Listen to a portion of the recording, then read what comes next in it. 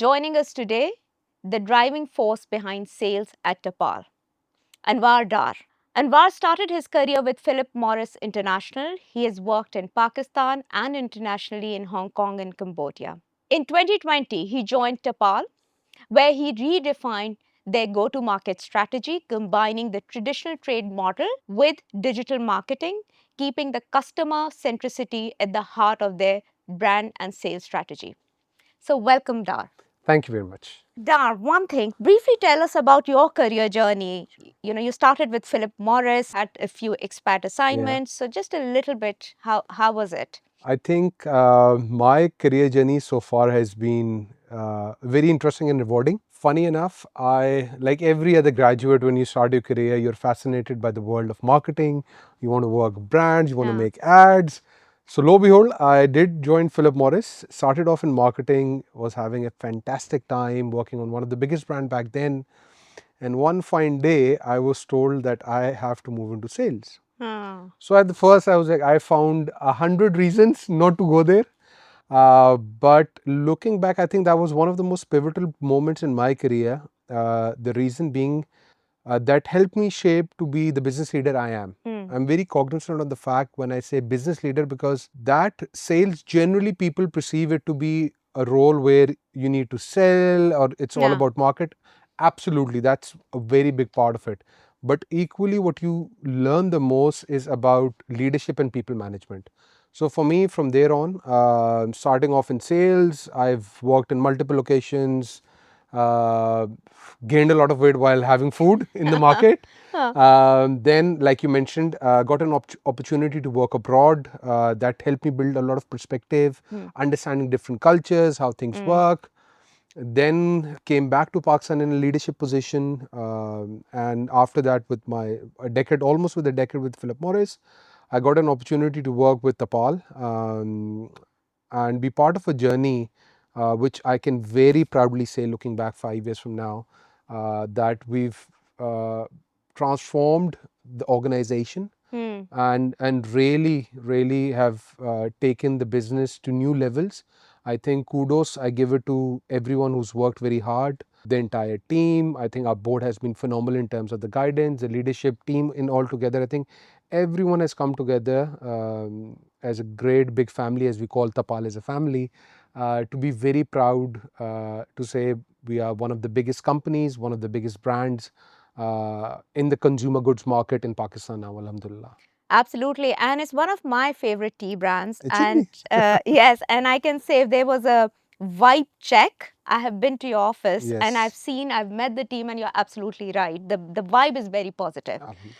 You mentioned about leadership. And one thing I tell you, I've observed others' careers as being in HR and my own. You start as a sort of individual contributor, or what we say, leading self. Yes. And then we move on to leading others and then leading the enterprise. Absolutely. So when you look back and when you started as an individual contributor and then you move to the first sort of team leadership role, what did you have to unlearn? I think the biggest thing that you have to unlearn is not to assume, I think. And because by default, as soon as you come into a leadership position, you need, the first thing that you, like you said, you need to be open to learning. That's the first thing that you need to unlearn about yourself, because a lot of times people, when get associated with titles like manager, director, they by default assume they know it all. So one of the first things you need to be very cognizant is that the best way you can move forward is by learning from the people that you need to work, because once you understand how they work, what do they need, and then you bring your value addition in helping them doing the job better, only then you can move forward. So I think that by default, generally people take that assumption is, if I'm the manager, I know it all. If I'm the manager, I will tell you what to do. So I think the first thing that you need to do, especially from transitioning, like you said, from a self managed person in which primarily you're doing things yourself. As soon as you become the manager, if you carry that same habit in terms of, no, I'll do it myself, I know what to do, I know what to do. So I think that's very important. As soon as you move up the ladder, you need to understand that Now you don't have to do things, you have Hmm. to direct, Hmm. you have to guide. In order to do that, you need to understand the other person's perspective, his role. So for me, that was the biggest learning. That and I remember very specifically, and you need not to be shy in asking questions. Hmm. I think that's very important, and I can tell you a very specific example. I recalled it. I moved from marketing to sales, right? So by default, when we used to think in our ivory towers that this is why we are doing it, this is how the consumer will think it, this is how the sales team will execute it. And I remember asking my area managers, and there was a visual, and I said, do you know why do we have a helicopter here, a plane there? They said, no, we don't know. And I'm like, holy shit. They, for all this time, because we were telling them, put the poster here, communicate like this. But if they don't know why they're doing it, they can't do the job well. So again, I think these are the two things for me very critical: is don't assume, ask, and in the same continuation, be open to learning. Understand what they are before you take a judgment. So take the team along. So obviously, when these two things are there, then other things follow in terms of you're able to be more empathetic, you're able to take the team along well, the entire, like you said, the mood of the team, the engagement of the team. And then eventually, I think the most important part is when the team believes in you and they're honest with you. So they're not fearful of giving you that feedback in terms of what's working, what's not working. So for me, I think that had been a very, very critical learning for me initially when I moved into that leadership position for the first time in my career. Building on to Yeah. that, I sometimes have noticed people get into a trap, which is they get a team and they are open to learning, but Yeah. either they become very much like directing, not really listening Yeah. to what you're saying, or sometimes so empathetic that they forget to create their own space as a balanced leader. Now, it's not easy also. True. So what would you say to that, or what advice would you give there, where somebody who's just been promoted, and how do they create that space without being too empathetic or without being too strict? I think the more I can share it from the experiences that I have or I've seen people in my career who've been successful in that is being very honest, honest to yourself and honest with being others. I think what worked for me was very important is in terms of being open to feedback. Mm. Uh, I Mm. think at times you're unable to progress as a leader, especially in the scenario where you're saying you don't want to be directive, you don't want to be at the same time being empathetic. Uh, like you said, there is no right balance. And even within a team, you will have different people in which some might require a little bit of more carrot versus the stick. So until unless you get that feedback from them, and if you're listening to that, I recall someone very nicely said it to me. There's one thing in life, apart, like God has blessed us with so many things. One thing in life which people will forever give you free is free feedback, right? Correct. So take it, and it's your choice to act or not act to it, but never respond to the feedback. For me, that has been very helpful. So whenever someone says or used to come to me and say, boss, I think this is that, I would say, okay, fine, let's sleep over it. And recently what I've learned from my boss is, once you can't conclude, let's sleep over it and take it to the next day. I think at times what is very important with respect to your teams is, me being, let's say, I've progressed down from the ranks, is most of the time the expectation from a leader, from a team member is, listen, just hear me out. Like you said, don't be rude. It's important because what I learned luckily with Philip Morris, the organization age was very young, so it's predominantly borderline millennials to Gen Zs, right? And what I learned from them it's very important to keep the door open with them, and I've kept that philosophy with everyone is, don't shut them down. It's my responsibility to educate them, because they will come up with 100 ideas. 99 might not make sense based on your experience, but you should never shun them down. Fine, sit with them. Either you learn something from them or you'll educate him. And out of the 100 areas, trust me, I've learned it. There will be a couple which will be better and smarter than what you think. Which will be relevant. So for me, like you said, be open to feedback and then you tweak it accordingly. Don't be rigid. I think, like you said, the balance is not between the two, the balance is also between the individuals. So, I've had people who were very young, very smart.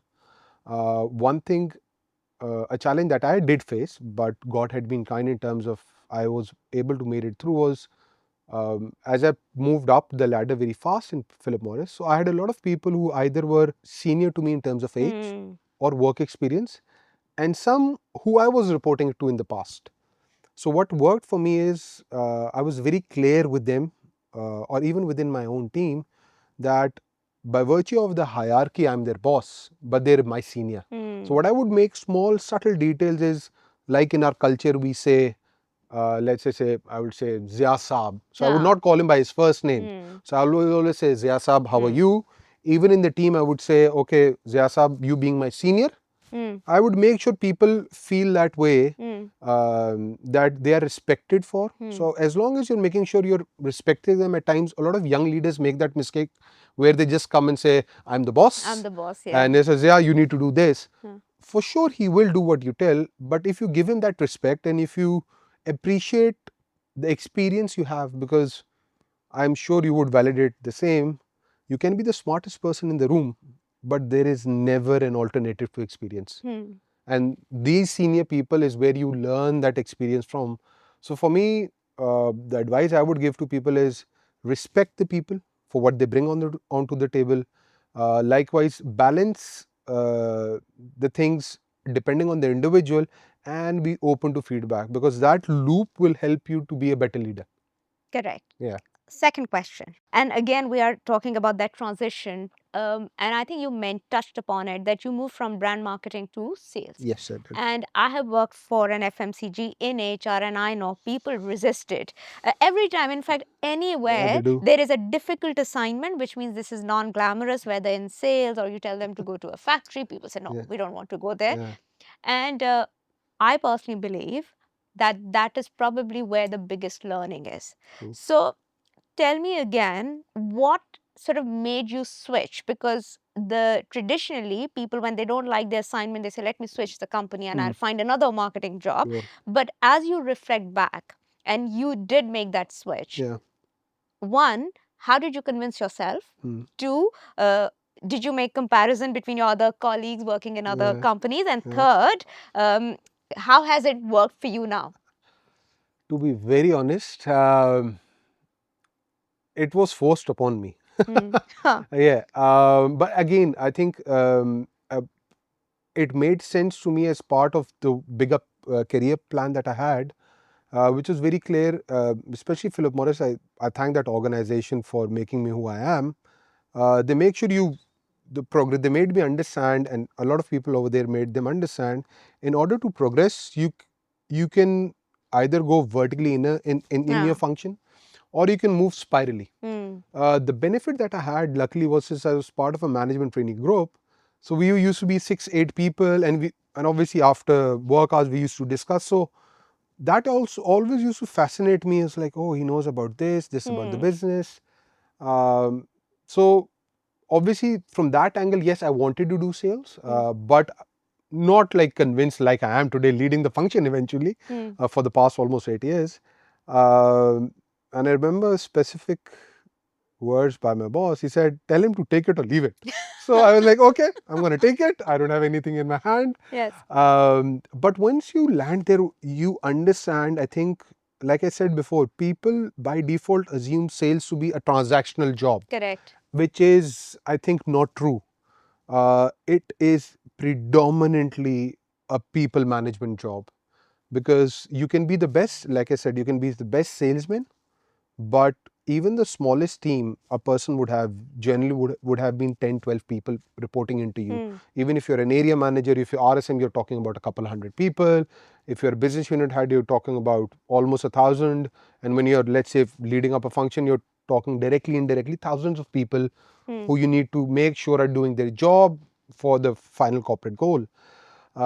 So what I learned out of it, and what I think is, it's predominantly people management, getting work done through people, making them understand why is it important. And I think that's the part where I where I was really gotten hooked to it. Apart from obviously the thrill you get something, you get immediate Yeah. results, you're able to close a deal, you get the reward immediately. Obviously, that part is there, but I think over time, what really helped me stick to my journey functionally over here was I was really able to help people develop. Let's say I was always able to bring in my marketing knowledge into play with them. So I saw them developing very well. So that predominantly, I think, has made me addicted to sales. Obviously, you get to travel, you get to meet a lot of people. So I think that is really, really helpful. And like I said before, as I was mentioning, within the sales organization, you'll have people senior to you, young to you. So that drive of getting through to people of different scales of experiences, different backgrounds, getting work done through them, and then seeing them grow. And if you've played a part in that, I think that has what really makes my day, to be honest, every day.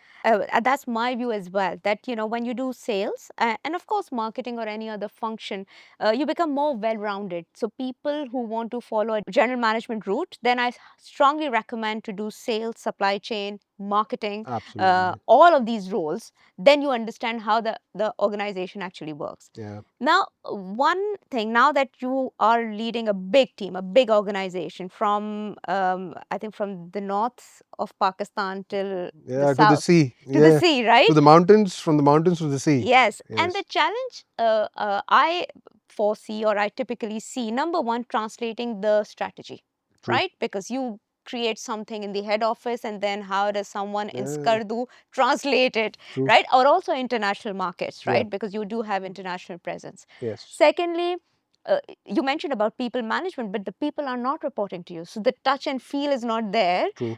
Of course, you have your team, Yeah. but it's a difficult one. Yeah.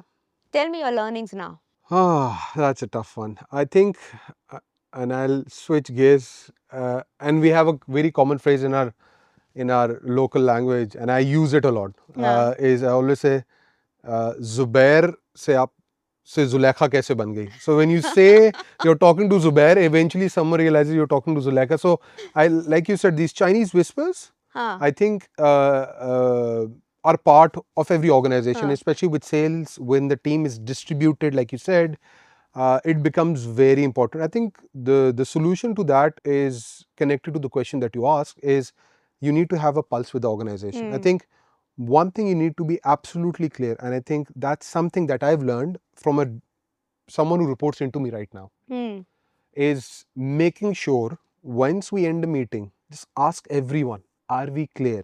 Repeat the points, make it idiot proof. At times in Yeah. arrogance, we're like, okay, you understood, okay, fine, let's move on. Yeah. No. And it's important that everyone is clear, because like you said, in sales, you can't make the strategy day in, day out. You plan a month, you say, okay, this is how I'm going to execute my month. If this happens, these are the options that you can exercise and things of that sort. So it's better to do it once, do it right, and make sure everyone is clear rather than rushing it through. So clarity for me is very, very important. I think that's very important. The second thing I think is having the pulse of the organization. And for me, there's no shortcut to that, is simple, pure grit and hard work. Spend the time in the field. Spend That's the the time in one. the field, spend your time with the people. Only then you realize a lot of things. So I remember, I can give you a very honest example, is like when I came here in Tapal, obviously, so I was in a market, I was standing, and I asked the person, is like, how did you reach here? And he said, I took a bus. And I said, on a daily basis, how do you manage your work? He said, boss, because my farthest town is so far, I have to take a bus, and because the bus on the way back is the last at 4, so effectively when I calculated from the assumed 8 hours that he would spend in the market, he was unfortunately only spending 4 hours.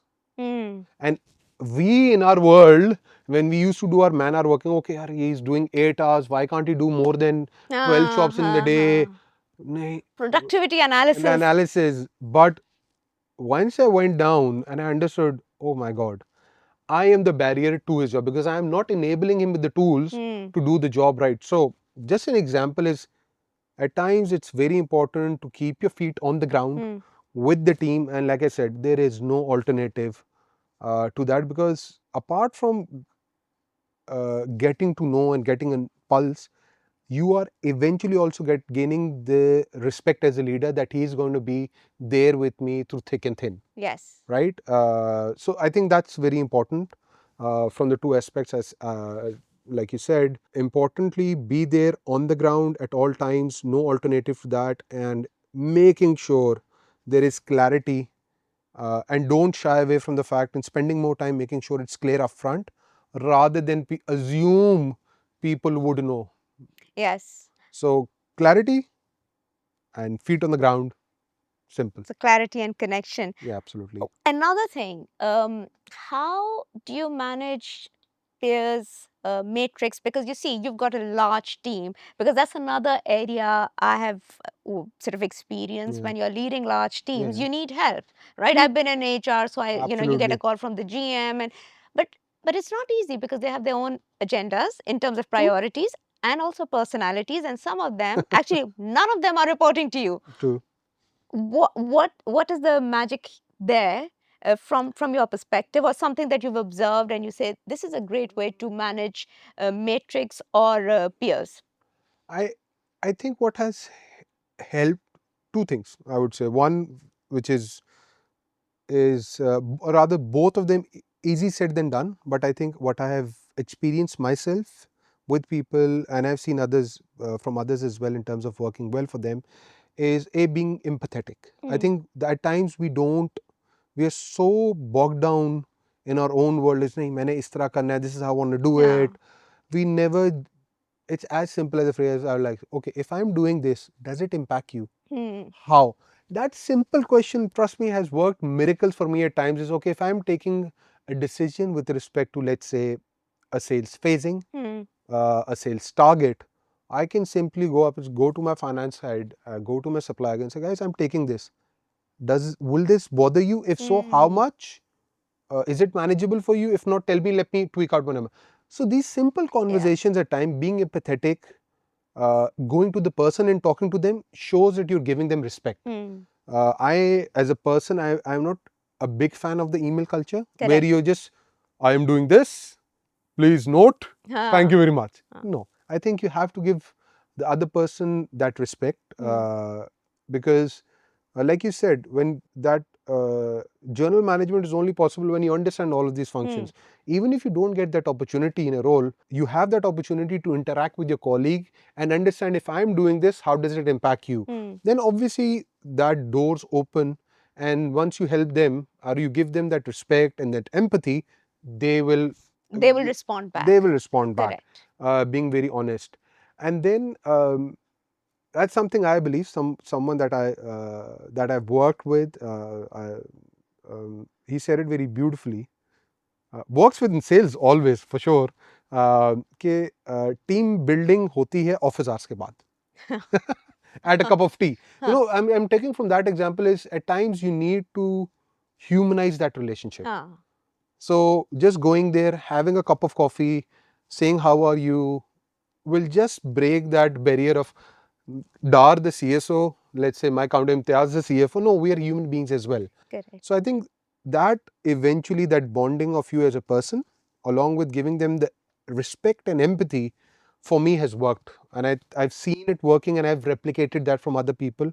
So humanizing that relationship, and by humanizing is making sure just being there for the other person, being empathetic. Okay, he can be in trouble, or giving him that respect. Okay, if I do something, does it impact you?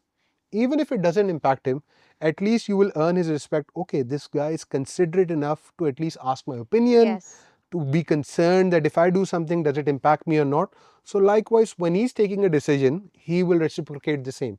Because a lot of time, I'm sure in your career, is a functional leader will say, he does not know Hmm. why he's taking a decision, how does it impact me? Fine, then go to him and first understand that. So for me, I think that relationship building, giving the other person that respect and and being empathetic about his challenges, I think has helped me. I've seen it helped others, and I'm sure it will help others as well. Yes. And I think what my learning has been is because a lot of time when we are not able to do that stakeholder engagement Yes. to what you're talking about because there's no time and you say, you've got to do this tomorrow. Yeah. Whereas what I learned working in Sweden particularly, they don't make any decision without talking to each other. Now, Mm. sometimes it can be frustrating because it's a simple decision and you're Mm. like, come on, I mean, we can make this decision. But it's the simple idea that you get input from everyone Mm. and then you move forward because they say it does look like that we are slowing down the process, but in the long run, it's much faster. True. So, you can do two ways, Do it either once, do it right. Yeah. rather than, Do it multiple times. absolutely. So, Dar, now you've shared great learnings Thank you. from your career, lekin we would like to know you a little bit more about you as a person. The So, most intimidating part now has rapid started. fire होगा and we like to know your thoughts. Sure. ठीक है, तैयार हैं आप? I don't have an option like I had once I was moved into sales. So, बहुत ही difficult questions हैं ये. let's see. Number one. अच्छा, बहुत crisp आपको जवाब देना Okay. होगा. One, ठीक two है? words, right? One or two words. Fair enough. Leadership Is respecting others. biggest leadership myth. You can do it by yourself. Okay, this is a good one. Your guilty pleasure. Sounds very classic. I am a chotora in terms of food, and my Achilles is the Nimco chips that I will have it binge watch any series Really? with a chilled Coke, and that's my guilty pleasure. Amazing. Yeah. Amazing. अच्छा, hobby. A hobby, I think I like taking a ride on my bike. I think that just relaxes me like anything. Been blessed enough to have a group of people who have explored Pakistan a lot with. Is it? Yeah. And how has been the so slightly off the rapid Yeah. fire 2 minutes? Because I have this perception that maybe the roads are not well built, the facilities are not there. What has been your experience? Because you go in a group and Man, it's phenomenal. I think recently, if you come across social media, people post pictures and say this is the destination. If I recall, CNN also mentioning Pakistan as one of the destinations. The infrastructure is now phenomenal. Let it be roads, the hotels, but I think the best part is the people hospitality there. is it? Yes, I think it is phenomenal. So the overall experience, bloody brilliant. Okay, so Yeah. you got me excited now. Yeah. Okay, coming back to rapid fire, your leadership superpower, yours. Taking feedback. Okay. Maybe not acting on it, but taking feedback for sure. Because the second question is, and classic HR, your area of development. At times, I can be arrogant, perceived as arrogant. Really? Yes, yes. Oh, My size does not help me. My voice does not help me. And I can tell you a very interesting example. A little off topic. I remember I was in Multan, Huh.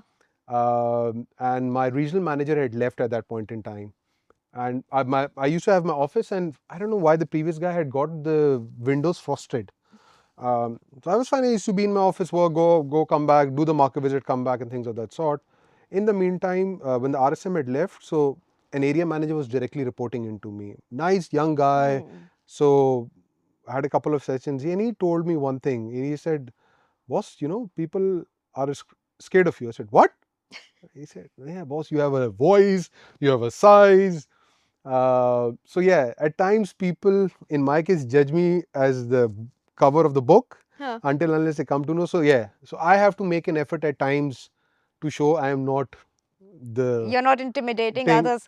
Yeah, others but perceive that's me not to be. been my perception. But, the reason I asked this question, and thank you for answering so honestly, because you won't believe it, when you're conducting interviews, a lot of people, I don't know, they don't share it openly. And I always say, look, none of us are perfect. We True. have our superpowers, but we also have certain areas that we are always working on, Yeah. different stage of our life. And it's always okay to accept it. So I think what it tells me that you're a very secure leader. So thank you, Anwar, for joining us. It's No been a worries. pleasure talking to Likewise. you. No, thank you for having me. A fantastic experience for me as well. Thank you. Thank you.